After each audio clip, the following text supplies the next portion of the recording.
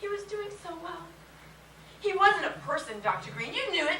You saw him yourself. A dog in a doghouse, didn't you? Miss Fletcher, I saw your son. Your son with a hammer in his head. A son? A son? If he was a son, do you think I could have done that? Do you think I could have killed my own son?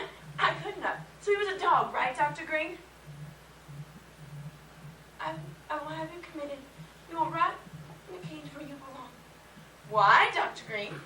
So you can get the money? It's a lot of money, isn't it, Dr. Green? Enough for a shrink to kill for. I think this will work, don't you, Dr. Green? Give me your expertise. After all, you are the psychiatrist. Deranged psychiatrist kills mentally challenged son for a statement. I think it'll work quite nicely, don't you, Dr. Green?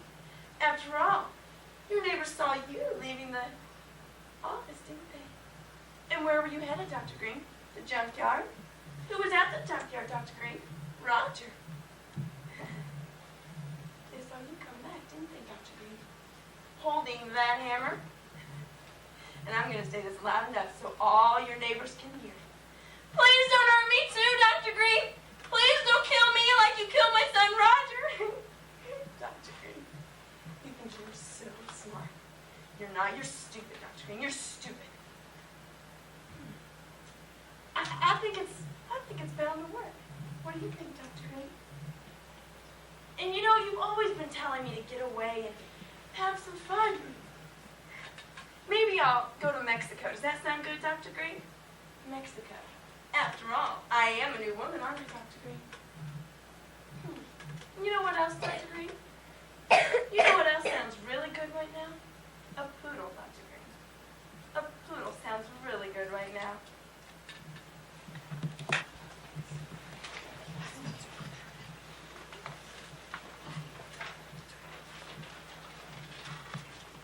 I learned a great deal about art from my friend Picasso. In the beginning, I would invite him over to view each new painting as I had finished it. It was easy for him, but difficult for me.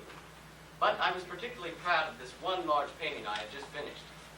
He agreed to come over and view it, and I stood by, breathless, waiting for his opinion. Picasso, by Don Negro. Well, it's a wonderful, but what? You don't like it? No, I like it enormously. It may well be the best work you have ever done. It's just that. That what? For God's sake, tell me! You're certain you want to know? Yes, of course I want to know. What is it? Surely you can see it for yourself. See what? See what? The squirrel. The what? The squirrel. I mean, George, if you want to have a squirrel in your painting, that's entirely up to you, of course. But to be frank, what squirrel? What are you talking about? I don't see a squirrel. My friend Picasso looked very hurt. If you're going to joke about such a serious matter like this, there is nothing more to say. I'm not joking. What squirrel? Where? You honestly cannot see it.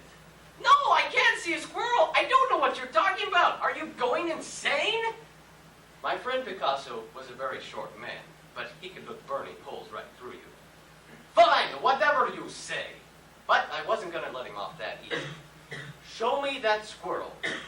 No. If you say there is no squirrel, there is no squirrel. Far be it for me to tell a fellow artist what he has put in his own work. For I am only Picasso. And you are the great George Braque. By this time, I was utterly frantic. I demand that you show me that squirrel immediately. No. I value our friendship much too highly to jeopardize it over such a small thing as a little squirrel. Show me that damn squirrel, or our friendship is at an end. Well, if you insist. But surely you can see it for yourself. It's plain as day. It's right there. Where? Right there. I looked, but I saw no squirrel. I don't see a squirrel. The artist is often blind to his own work. I didn't paint a squirrel in this painting! As you wish. And I looked, but I saw no squirrel. But for a brief moment, oh my God. Oh my God. Oh my God, there's a squirrel in my painting! A rather charming squirrel, as squirrels go, actually. But I've never seen it before. How did it get in there? Maybe you painted it and you forgot. How could I forget a thing like this? Do you think I'm a kind of man that would forget something like this? Sometimes the artist is so obsessed with the making of the thing that he allows certain corruptions, perhaps that's too strong of a word, certain extraneous element to creep into his work, as he was distracted, as it were. But I've never seen it before. Am I going insane? It's okay, George. If you want to have a squirrel in your painting, or perhaps a few walnuts. I do not want a squirrel in my painting. I hate squirrels. Squirrels are utterly loathsome creatures. I detest squirrels, and I detest walnuts. I have to get rid of it. But I thought you said you were done. I cannot be done until I've rid my painting of this insidious squirrel. Well, as you wish. Good luck, George. And with that, Picasso left me, and I thanked him. Thank you, Pablo, for being such a good and honest friend to me. And then, alone with the painting, I began to purge that hideous squirrel out of it. But Picasso had been right. The thing seemed to be some sort of demon. Just as I would purge it from one corner, it would reappear in another corner, staring at me through those beady little eyes. Night and day I would slave over this thing, month after month, not sleeping, not eating. But after several months of this, I finally succeeded. With great relief, I ran to the cafe and insisted on my friend Picasso returning to view my finished work. Yes, it's nice, but I see you left in the squirrel. You're joking. No, it's right there. And I looked, my heart pounding, and horde upon horde that hideous squirrel began to form before my eyes. My God, why hadn't I seen it before? This was going to be more difficult than I had feared. I was going to have to go at it with redoubled determination. Night and day not sleeping, not eating. Art galleries and dealers had buyers for my work. I could not be bothered. If they persisted, I simply referred them to my friend Picasso. My sole obsession was to remove this insidious squirrel from my painting once and for all. It was after nearly 2 years of this struggle I finally succeeded. And with great relief, I once again invited my friend Picasso over to view the finished work.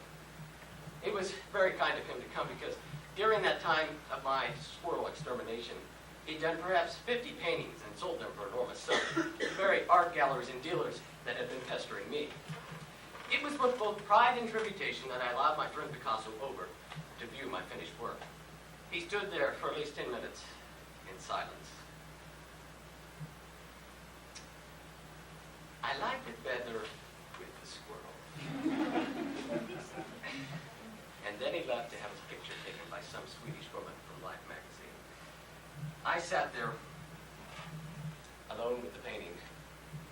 My friends gone, my money gone, the sounds of Paris traffic all around me. Alone. Then I got up and I took the painting out into the street and gave it to a beggar on the corner. He said, "Thank you, sir. Thank you very much, but what is it?" "It's a squirrel," I said, and I went back into my apartment to begin something to do. Over the years that I knew my friend Picasso, I learned many things, but this I do believe was the most important thing he'd ever taught me.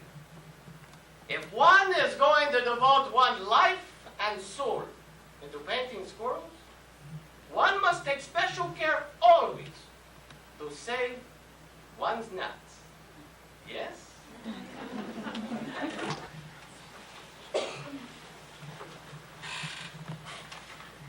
My sister's voice was like mountain water in a silver pitcher. The clear blue beauty of it cools you and lifts you up beyond your heat, beyond your body. That's what I like to remember, and that's the story that I told all of our therapists. I wanted them to know her, to know that who they saw was not all that there was to see. To me, Rose was perfect. A mental illness can be devastating to a family. Sometimes the family members of the mentally ill must hold on to the good memories forever. Silver Water by Kate Moore. Rose had her first psychotic breakdown when she was 15. She was in and out of hospitals, great and small, for the next 10 years. She had lots of terrible therapists, and a few good ones. Our best family therapist was Dr. Thorne. 300 pounds of Texas chili, cornbread, and Lone Star beer, finished off with big black cowboy boots and a little string tire in the arc of his neck. Dr. Thorne was good for us. Rose moved into a halfway house. She loved Dr. Thorne. She would still go off from time to time. The voices would tell her to do bad things. But Dr. Thorne or my mother could usually bring her back. And after 5 good years, Dr. Thorne died. Rose held on tight for a few days. She took her meds and rearranged her room about 100 times. But then she stopped taking her medicine. And the halfway house wouldn't keep her anymore when she threw another patient down the stairs. My father called the insurance company and found out that Rose's new and improved psychiatric coverage wouldn't begin for another 45 days. So I put all of her stuff into a garbage bag and we moved out of the halfway house. No meds, Rose said. Rose, do you want to drive the new car? My mother asked her. Rose's face lit up. I'd love to drive that car. If you take your meds, you'll be able to drive the car. That's the deal. Meds for the car. My mother said very carefully as though not to eat up Rose's paranoia. You got yourself a deal, darling. I was living about a half an hour away then teaching English. I went home every few days for dinner and I called every night.